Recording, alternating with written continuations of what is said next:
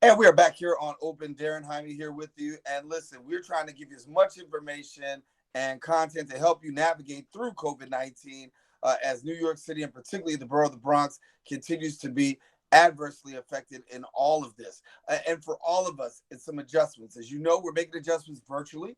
We're not in studio, but we're making adjustments virtually. A lot of people transition from office to home, and you got some homeschooling that's going on if you got children. So a lot of different adjustments. So our next guest, no stranger, my sister and friend, going to help us to navigate through some of these challenges. Talk about Elizabeth Koraca, and she's a career strategist, TV contributor. She's worked at Reuters. She's worked with us here at BronxNet, and she's going to work us through and help us through. So Elizabeth, good to have you back.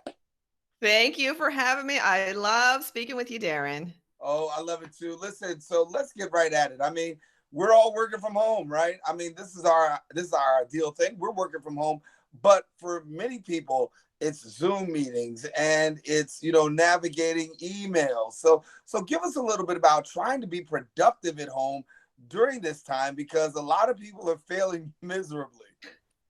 Yes, yes, many of us feel like that. And I want everyone to remember that it is normal to feel this way, that it's this new norm. How can I make the best of this new norm when I have everything kind of feeling like I've been thrown at me, like work and maybe homeschooling and caring for elderly parents, whatever it might be, you got this, okay?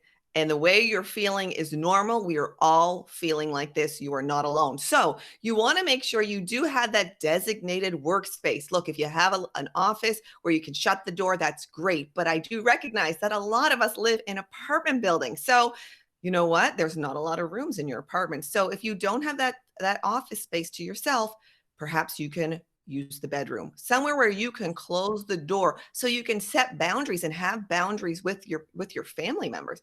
The other thing I want to say is schedule is king. Calendar is king or queen. Okay. So if you can get most things in that calendar, you're going to feel more organized, more on top of things, more in control, creating that routine and having it in the calendar. Yeah. But talk to me because when you talk about having a calendar, having that routine, we have a regular routine at work. We know what we're going to do. I'm doing this, I'm doing this. But at home, there are a whole lot of things that can creep in. The kids can creep in. That phone call that we shouldn't take probably comes in. Then I got to navigate the emails and social media. So give me a little bit about how I should prioritize getting this done because priority is always going to be key in productivity. Exactly, Darren. And I want you to revisit your goals. And if you don't have goals, that's okay. I want you to create them because now that you're working from home, everything has changed. So you want to figure out, like you just mentioned, what are my top 5 priorities? Where and what are my priorities and where am I on that list? You should be your number one priority because if you don't feel organized, in control, energized, you're not going to be able to be that model employee that you'd like to be, or that best parent, or that best homeschooler that you need to be now. So, chunking off times in your calendar. Look, they could be half-hour times. Like when you're not in a Zoom meeting, maybe the Zoom meeting's an hour, you put that in. But for other things you need to do, what I like to do is I set my alarm on my phone for 22 minutes. I want to do this, finish off this presentation. I want to finish off these emails. I've got this project to do. If I can't do it for 22 minutes, please somebody help me. So I do 22 minutes at a time. And then if I feel like I can continue without checking social media, getting Right. up to get a drink of water, then when I get up to get a drink of water, I'm distracted by everything. So you want to, have those alarms on your phone to really keep you organized. It helps me and my clients. Yeah. The unknown. A lot of us are dealing with the fear of the unknown. We don't know when we're going back to work, don't know when we're going back to school. The unknown is a big cloud that hangs over people's heads. How do you coach somebody through navigating through the fear of the unknown? Well, the unknown is really real right now, but you want to remain in charge and in control. So you want to make a list and think about, strategize, have these moments to yourself, close the door, and think about what am I in charge of right now? What am I in control of? You make that list, you put it on paper, on your phone, on your computer, somewhere where you can see it, and you revisit that because by creating that list by having it on paper where you can see it, it really does help us to feel like, okay, there might not be everything I can control, but I can control these factors. I'm still in control of many aspects of my life.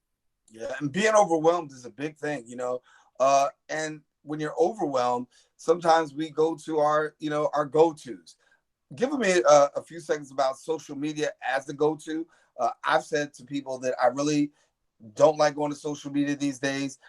With the amount of deaths that I'm seeing, my timeline is looking more like an obituary. So I really, have tried to like limit that. But your thoughts on social media?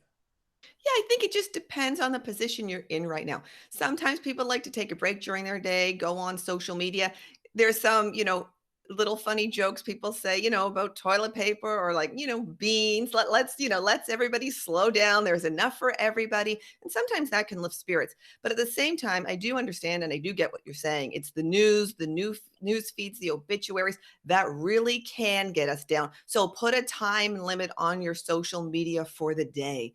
Maybe it's half hour, maybe it's 15 minutes, maybe you take a complete break.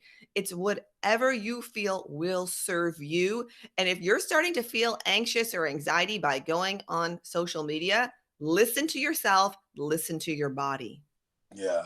And when you talk about social media, one of the things you can do for a break is what? Get some fresh air. The governor's talked about us being able to go outside, having some air, taking advantage of the outside, not really but social distancing. We want to say that, but really, using that as a part of the way of the healing and getting through this. Getting through this, keeping your sanity.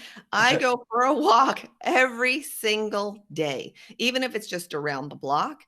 I've got my mask on, I got my gloves on, I do the whole thing. And it just helps to clear your mind. It helps to improve focus. Studies show it can help to improve your digestive system. You know, it releases endorphins and can help you be happier. So please, if you can, if you're able to, get outside for that walk, get outside for that fresh air. However, I know not all of us can do that in this moment. So let's think about what else can I do to clear my mind, to clear the anxiety. Many things you can do. Number one, make phone calls to your pastor, mentor, friend, a coach. What else can I do? Okay, well, what about meditation? You might be new to meditation, but there's all kinds of free services online. There's Headspace, there is Deepak Chopra. You just Google it and look. If you're not completely tech savvy and that's not something that you really want to be doing or you're able to, just deep breathing in for 4, out for 4, count it in your mind and try to just focus on that breath. Yeah. Gotta breathe, gotta take it easy. And I know one of the things we talk about, I use this terminology all the time. But before we go, share with us a little bit about this terminology about putting gas in your tank. Yes. Okay. If you are running on empty, if your nerves are shot, people are getting on your nerves at home. That is normal. How you're feeling is normal. Yeah. If you're feeling stressed and strained with the demand from homeschooling or your boss or fears of layoff or cutbacks or anything along those lines, you want to be doing what makes you feel good. So we talked about getting fresh air. We talked about going for a walk or a run or whatever you're able to do in your community. But what else can you do in home? Meditation. And what about some exercise from home? Even if it's in your bedroom, clearing a space, you've got to do what's going to fill up that gas tank. And that could be taking a nap or exercise. So I love this one YouTube yoga professional. Her name it's Yoga with Adriene. I am a new woman after I do that, and I am not a yoga expert. They have super beginner classes and they'll have more advanced classes. If you're new to it, stick to beginner and just try it. Start trying new and different things. Right, right. Like meditation is newer for me. I've always had a hard time sticking to it, but I am this time because it helps me fill the gas tank. Because if your gas tank is empty, you can't give to anybody else. And that's when we get cranky and snappy and edgy. And no one wants to feel like that. I don't. And I know my family doesn't either. Yeah. In my other line of work, I tell people you can't give out of an empty cup. That's exactly how it is. That's the truth. Exactly, Daren. Elizabeth, love having you, and we got to keep in contact because certainly we're going to need you through this. I mean, a lot of people are trying to find ways of trying to reinvent themselves and do this, and it's very important. And so, some practical applications are always good. Elizabeth, thank you so much for coming and sharing with us.